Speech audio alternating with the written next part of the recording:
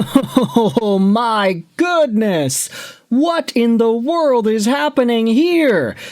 We're talking about Vancouver Canucks forward Kiefer Sherwood once again, and the latest from Rick Dhaliwal as to what Vancouver's offer to Sherwood really was. Is this a red flag? Do we get the emergency lights blaring about? Let's go out there and take a look. Dhaliwal said on Kiefer Sherwood today on Donnie and Dolly, the Vancouver Canucks made a very respectable offer to Kiefer Sherwood over the weekend. It sounds like the offer was in the $4 million a year range and medium term on years. Now, when I hear quote-unquote medium term on the years, I think maybe like 4 years, 5 years. It's kind of a bridge-ish length. It's not short-term, 1 or 2. It's not long-term, 7 or 8.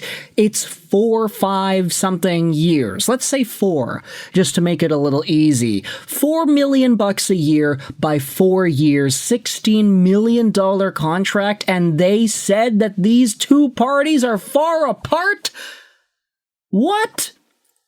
Kiefer Sherwood, what do you want? You want 5.5? You want Louis Eriksson money? This guy is on a career-high shooting percentage bender where he's on pace for 34 goals and no assists. He's on pace for half a point a game on the year. Yeah, okay, that's fine. And he wants something more than $4 million a year by like 4 or 5 years. This is a career year for the ages for Kiefer Sherwood, and I understand the value that he brings.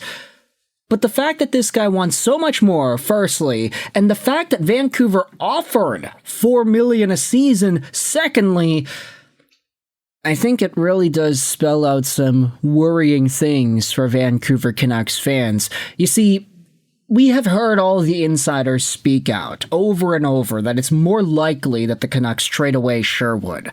But with some of the other news from folks like Elliot Friedman that teams are only really going to get Sherwood if they can sign the guy to a contract extension, it does get me super curious as to whether or not the likelihood of that has actually gone down now that we know that Sherwood and his party are rejecting $4 million AAV extension offers. Does this guy really want to go out there and get 6?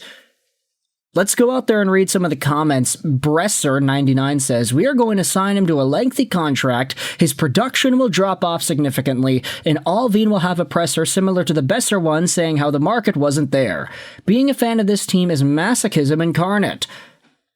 And then a presser 18 months later where they blame the player for not being good, and they absolve themselves of their mistake. Then they have to trade the guy with the draft pick to send him packing. So a second rounder with $1.1 million retained for a fourth 3 drafts away. Re-signing an expiring 30-year-old Sherwood at his peak value instead of trading him for a first when we are last in the league is a fireable offense. Even if we can't get a first, you need to trade the guy. This is literally one of the easiest decisions for management to make. Even the thought of signing him is ludicrous. Doomed to repeat the same mistakes. Totally agree that if they don't trade him, this will all be the outcome. Presser and all. Screw me. Please trade him. For once, sell high, and don't overpay him. Now, for what it's worth, this is what Sexy Beaver said. Dhaliwal said teams are not offering the first-round pick. If they were, Sherwood would be gone by now. I see the value in keeping Keefe if that's the case, and I know that's unpopular.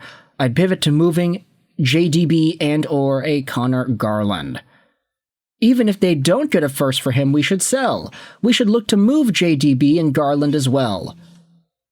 So, yeah, Jake DeBrusk, DeBrusk, Connor Garland, these veterans going out there and potentially being discussed in trades. Thomas Strands had a good article today basically saying that if teams aren't offering a first on their own, you should look to add on to the trade to make it worth a first. Things like bundling Bluger with Sherwood or adding a mid-round pick as a sweetener or retaining 50%. Either way, I wouldn't accept a second-round pick immediately. If you get a first, then trade him now, but otherwise just hold on to him and hope teams are willing to pay more at the deadline.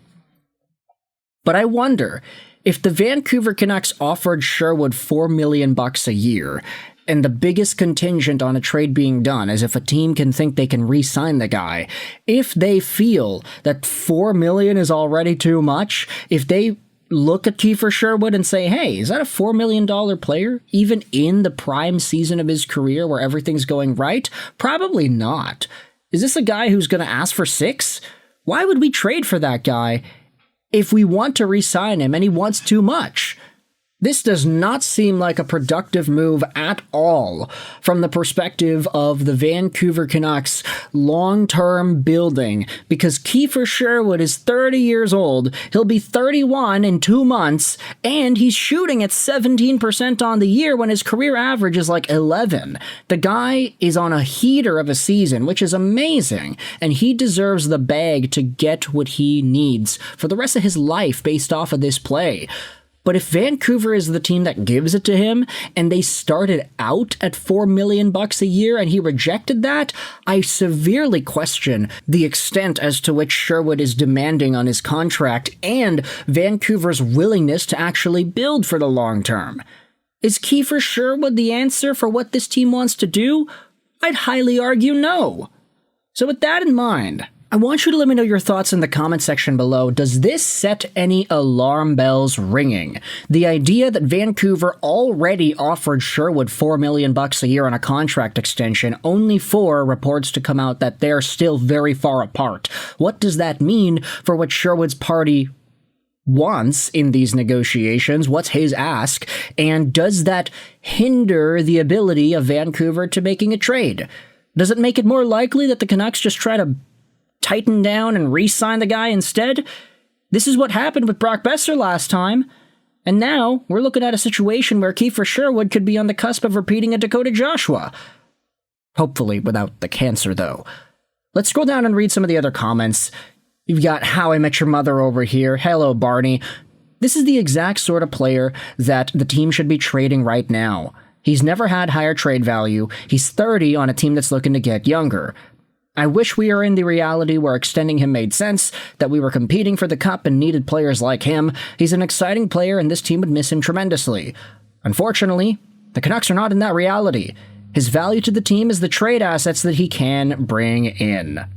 They're reporting the teams are not offering a first, so I can understand why the front office is looking to pivot to re-signing him instead. A second-round pick is pretty meh, and Sherwood has value since he'll help guys like Ogren and Coots develop. The reported $4 million with term was what I expected Sherwood to ask, and that's steep, but as long as they don't give him a no-move clause, they can always ship him out later. I don't know, man. I get that there is another argument that says they can just wait until the deadline and just capitalize on whatever desperate team really wants to get the deal done. But if this is where the momentum is lying, where we're seeing these numbers and $4 million is Vancouver's first offer, I do get a little bit worried. So with all that in mind, let me know your thoughts in the comment section. How do you feel about this Kiefer Sherwood update? What are your thoughts about a $4 million plus extension from Vancouver? Do you think that's what you'd prefer? Would you rather see the guy get traded even if it's not for a first? I'm honestly thinking if the guy's not going for a first, that's it. He's just not going for a first. You trade him anyway, you get a second. I don't know. That's what my thought process is looking like right now. Let me know your thoughts in the comment section below. I hope you enjoyed this video. And bye.